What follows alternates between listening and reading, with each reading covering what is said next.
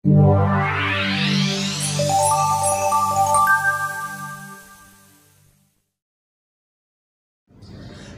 pagi anak-anak, salam sehat dan tetap semangat. Kembali lagi di channel PJOK untuk pembelajaran kelas 11. Materi sebelumnya pembahasan kita adalah manfaat aktivitas fisik teratur.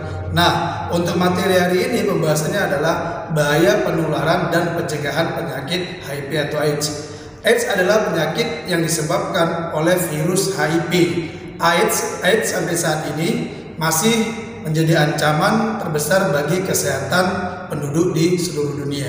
Adapun tujuan dari pembelajaran kita adalah agar peserta didik memahami bahaya penyakit dan penularan AIDS atau HIV.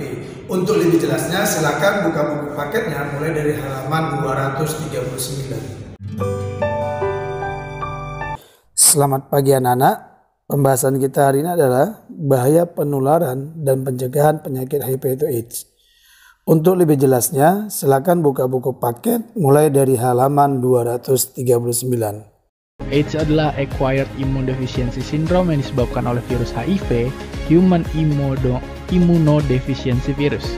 Jadi si HIV adalah virusnya, dan si AIDS ini adalah penyakitnya. Sama seperti coronavirus adalah virusnya, dan juga COVID adalah penyakitnya. Jadi bisa lihat dan tahu bedanya. Untuk virus HIV seperti binatang bulu babi yang berbulu tegak dan tajam. Itu kayak ada gambar yang di belakang. Kalian kalau nggak tahu bulu babi bisa coba search. Jadi bentuknya bulat gitu dan kayak banyak jarum-jarumnya. Kira-kira seperti itulah bentuk virus HIV. Nah, definisinya apa sih AIDS itu? Acquired itu artinya diperoleh. Imun adalah kekebalan. Defisiensi itu kekurangan. Sindrom adalah kumpulan gejala atau penyakit. Jadi kalau digabungin, AIDS-nya adalah Acquired Immunodeficiency Syndrome, yang artinya adalah kumpulan gejala atau penyakit akibat hilangnya atau menurunnya sistem kekebalan tubuh seseorang. Gampang ya, jadi bisa dipahamin dari definisinya aja udah cukup jelas. Sekarang kita masuk ke beberapa fakta tentang AIDS. AIDS itu menyerang kekebalan tubuh kita, imun sistem kita. Imun sistem itu adalah sistem pertahanan tubuh kita terhadap serangan organisme, kuman, virus, bakteri, dan lain-lain yang dianggap musuh sama tubuh kita. Nah, penyakit ini bisa mengakibatkan berkurangnya kemampuan tubuh kita memerangi infeksi karena dia nyerang imunnya. Tubuh kita itu punya sel-sel darah putih yang fungsinya itu untuk melawan dan membunuh bibit-bibit atau kuman-kuman yang masuk ke tubuh kita. Jadi itu emang udah ada di tubuh kita, oke? Nah, sel darah putih ini melindungi kita dari jatuh sakit. HIV ini virusnya menyerang si sel darah putihnya itu yang fungsinya untuk defense atau pertahanannya. Akhirnya jadinya dirusaklah dinding sel darah putih dan dia masuk ke dalam selnya. Selnya akhirnya dirusak sama dia, akhirnya jadi lemah dong. Ketika dia udah lemah, dia nggak akan mampu melawan penyakit atau kuman-kuman atau bakteri. Jadi kita tuh lebih gampang terserang penyakit.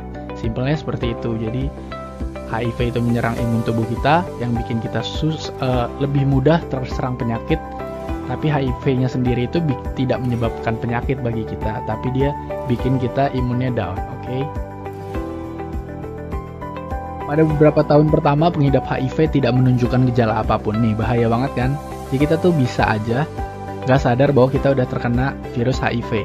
Sama seperti coronavirus. Jadi kita bisa aja kita dalam keadaan yang kelihatannya sehat, tapi ternyata kita udah terserang. Karena dia lagi berproses di tubuh kita, lagi merusak sel darah putihnya. Jadi mungkin gak serta-merta kita langsung kelihatan sakit kayak orang-orang ketika terjangkit sakit yang lain. Tetapi dia ketika dalam prosesnya bisa aja kita tetap terlihat baik-baik aja. Nah, ketika semakin lama imunnya itu semakin lemah kan, mulai deh baru timbul gejala-gejala penyakit lain. Karena bakteri yang lain udah gak bisa di defense sama si sel darah putih kita yang tadi diserang itu. Akhirnya turunlah daya tahan tubuh kita dan akhirnya kita terkena lah penyakit-penyakit lain dan kita jadi lebih gampang drop daripada orang yang gak terkena AIDS karena imun kita lebih lemah. Itulah kondisi di saat kita disebut sebagai penderita AIDS. Oke, sekarang kita akan membahas soal bahaya penyakit AIDS. Yang pertama bahayanya banget adalah hingga saat ini AIDS itu belum ada obatnya. Jadi ketika kita terjangkit, ya sangat kecil probabilitas kita untuk sembuh. Mungkin bisa, tapi sangat kecil karena nggak ada obatnya, nggak ada vaksinnya. Selanjutnya ada AIDS yang menyebabkan kematian dan kebanyakan pada usia muda atau usia produktif. Berhubungan juga sama yang ketiga, AIDS terjangkitnya biasanya pada anak muda. Karena biasanya AIDS ini sering banget tertular dari hubungan seks atau aktivitas seks, sehingga kan kebanyakan yang melakukan seks bebas itu anak-anak muda. Jadi nggak menutup kemungkinan yang terjangkit paling banyak adalah anak-anak muda. Dan bahaya banget, bisa menyebabkan kematian.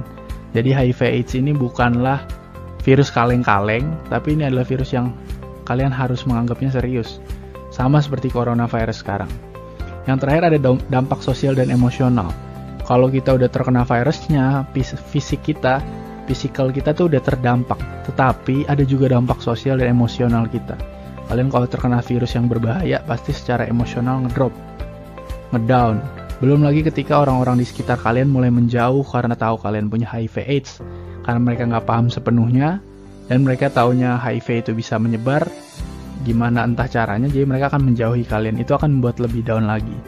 Dampak lebih parahnya, kalian bisa jadi stres banget, jadi frustrasi, hingga kalian bisa mungkin punya keinginan untuk bunuh diri, yang itu bahaya banget, ataupun kalian bisa jadi stres sendiri sampai kalian jadi gila. Itu hal-hal yang sangat berbahaya. Oke, sekarang kita akan membahas soal cara penularan HIV AIDS. Yang pertama jelas dari hubungan seksual dengan pengidap HIV.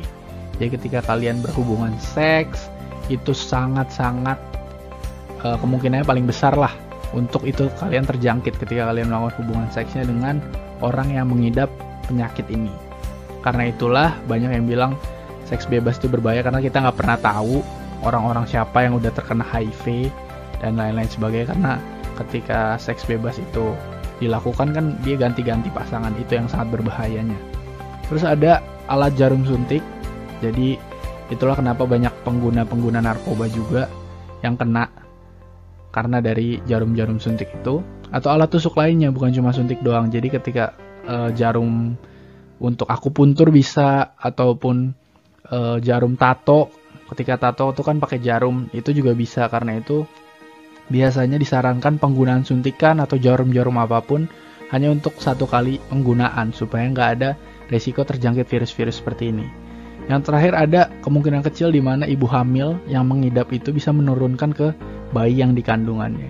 Setelah saya research emang nggak sebesar itu, tapi itu lumayan hampir 10% kok. Adapun kesimpulan dari materi kita hari ini adalah dengan mempelajari bahaya AIDS atau HIV, peserta didik dapat memahami, mengetahui bahaya dan mampu melakukan pencegahan terhadap penyakit HIV atau AIDS. Ingat anak-anak, jaga kesehatannya, stay at home dan salam olahraga.